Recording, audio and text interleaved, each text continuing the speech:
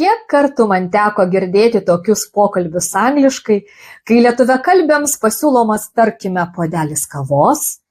Would you like a cup of coffee? Ir mūsiškė atsako yes arba no. Ar jūs suprantate, kas šioje komunikacijoje negerai? Atsiminkite visiems laikams, kad sutinkant su pasiūlymu po yes būtina pridėti žodelį please.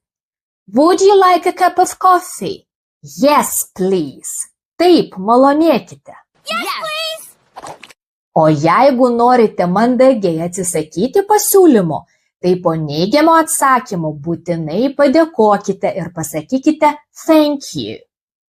Would you like a cup of coffee? No, thank you. No, thank you. Jeigu jūs į pasiūlymą atsakote vienu žodžiu, tiesiog yes arba no, galite skambėti labai nemandagiai. O dabar pasipraktikuokite ir priimkite mano pasiūlymą. Would you like a piece of chocolate cake? Yes, please. Ir atsisakykite pasiūlymo. Would you like to go to the cinema tonight? No, thank you. Follow me and use English politely.